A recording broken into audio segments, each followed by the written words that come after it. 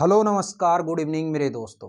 मैं आपका भाई आपका दोस्त अपने इस यूट्यूब चैनल पर आप सभी का फिर से स्वागत करता हूं और अपने उसी मोटिवेशनल कोट के साथ है कि ना रुकूंगा ना झुकूंगा, सिर्फ करके दिखाऊंगा। आज का हमारा ये जो टॉपिक चलने वाला है साथियों, इसके अंदर हम देखेंगे सब्जेक्ट वर्ब एग्रीमेंट यानी सब्जेक्ट वर्ब कॉन्क्योर्ड के नेक्स्ट पार्ट को।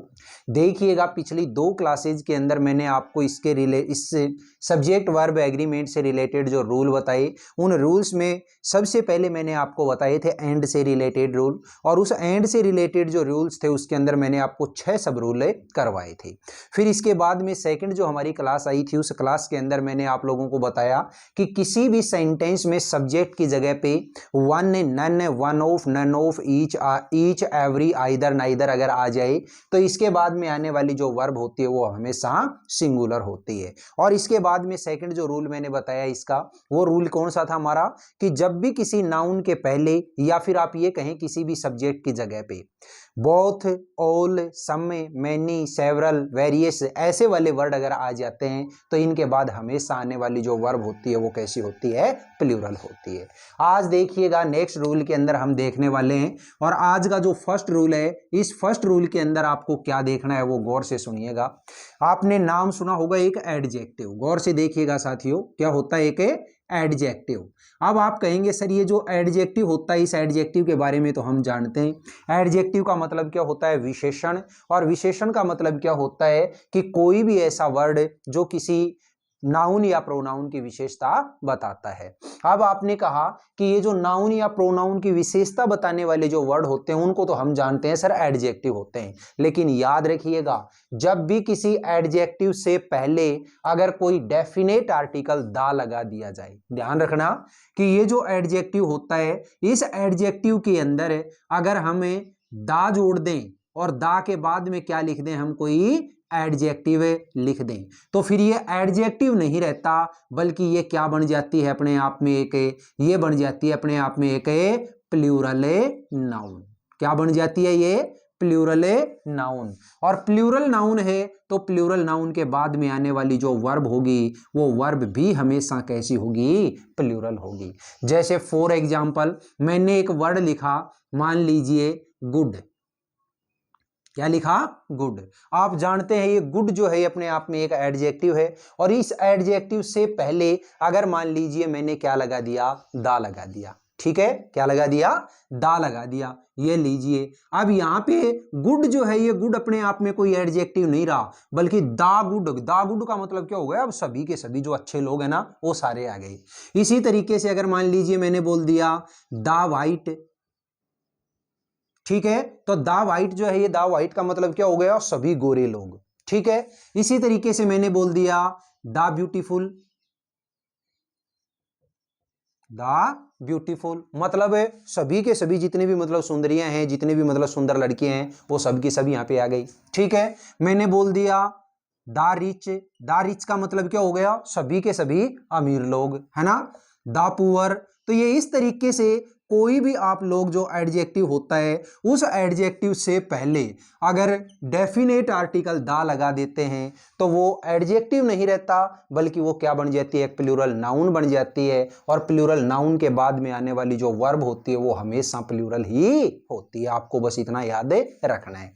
चलिए एक एग्जाम्पल दिया मैंने, एग्जाम्पल क्या दिया, जैसे द रिच, यहां पे मैंने लिखा इज या आर नॉट ऑलवेज हैप्पी, ये मैंने लिख दिया। ठीक है, तो आपने गौर से देखा कि सर इस सेंटेंस का जो सब्जेक्ट है वो सब्जेक्ट देखिए क्या है, दा रिच। और अभी अभी मैंने बताया कि रिच होता है अपने आप में एडजेक्टिव होता है, और एडजेक्टिव से पहले अगर डेफिनेट आर्टिकल लगा दिया तो वो एडजेक्टिव नहीं रहा, बल्कि मेरी प्लूरल नाउन बन गई। और प्लूरल नाउन के बाद तो हमेशा क्या आता है, प्लूरल ही वर्ब आती है। तो क्या लिखेंगे, the rich are not always happy. जो पैसे वाले होते हैं वो हमेशा खुश नहीं होते हैं। ठीक है, दूसरा मैंने एक एग्जांपल और दिया, जैसे सपोज करिए एक एग्जांपल है द वाइट एक दिया लिव, एक दिया लिव्स इन इंग्लैंड, ये मैंने दे दिया। ठीक है, तो देखिए आपने देखा द वाइट, और द वाइट जो है, द वाइट अपने आप में क्या है, एक प्लूरल है, नाउन है, और प्लूरल के साथ में हमेशा प्लूरल वर्ब आती है। बताइएगा अब यहाँ पे लिव और लिव्स में से प्लूरल कौन सा है और सिंगुलर कौन सा है? याद करिए, मैंने बहुत अच्छे तरीके से याद करवा रखा है। जिस भी वर्ब के लास्ट में आपको एस जुड़ा हुआ दिख जाए तो एस फोर हमें क्या समझना है? एस फोर सिंगुलर, मतलब यहाँ पे तो एस है, इसका मतलब ये सिंगुलर, तो आती कैसी है वर्ब यहाँ पे?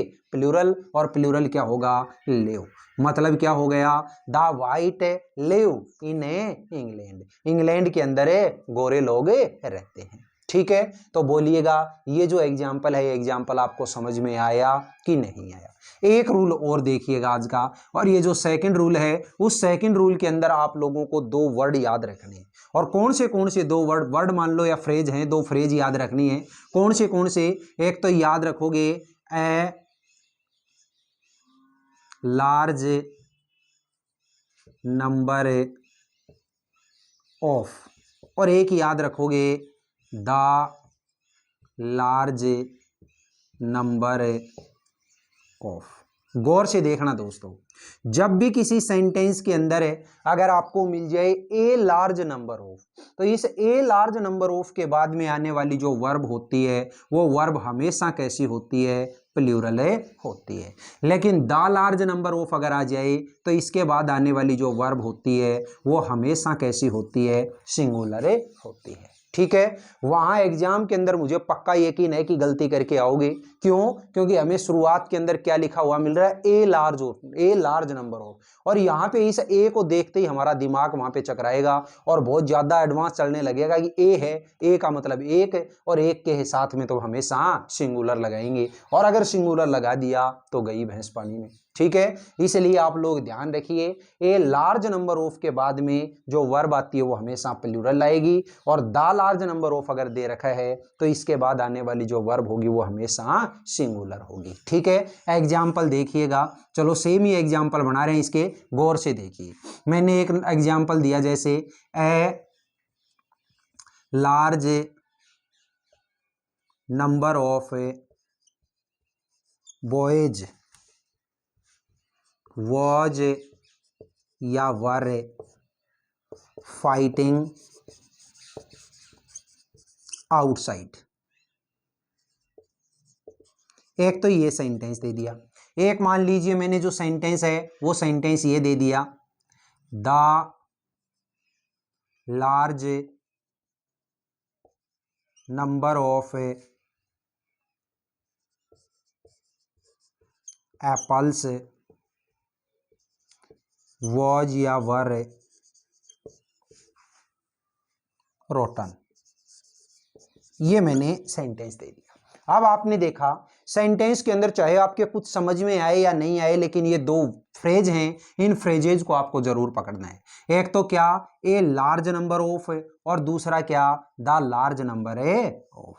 हमें केवल ये चीज याद रखनी है कि ए लार्ज नंबर ऑफ के बाद में आने वाली वर्ब जो होगी वो वर्ब हमेशा कैसी होगी? प्लूरल। तो आपने क्या भरा वोज वर्ब में से? सर वोज वर्ब में से क्या भरेंगे? वो वर्ब को भरेंगे। लेकिन नीचे वाली जो फ्रेज है, इस फ्रेज के अंदर क्या है? द लार्ज नंबर ऑफ, और द लार्ज नंबर ऑफ के बाद में आने वाली जो वर्ब होती है वो हमेशा सिंगुलर होगी। सिंगुलर क्या है इसके अंदर? है वॉज, तो ये लीजिएगा वॉज। बताइएगा दोस्तों, आज की छोटी सी क्लास के अंदर केवल ये दो रूल मैंने आपको बताए हैं, ये दोनों के दोनों रूल आपके क्लियर हुए या नहीं हुए? ठीक है, आज की ये जो क्लास है, ये क्लास आपको कैसी लगी? अगर ये क्लास वाकई में आपको अच्छी लगी है तो इस क्लास को आप ज़्यादा से ज़्यादा लाइक करिएगा, शेयर करिएगा, कमेंट बॉक्स में कमेंट करके ज़रूर बताइएगा, और अपने इस चैनल को अगर आपने अभी तक सब्सक्राइब नहीं किया तो प्लीज़ इसे सब्सक्राइब करके पास वाले बेल आइकन को जरूर प्रेस करिएगा। फिर मिलेंगे अपन अगले वीडियो में, तब तक के लिए आप हंसते रहिए, मुस्कुराते रहिए, और बहुत शानदार तरीके से अपनी इन क्लासेज का आनंद लेते रहिए। All the best, see you again next time.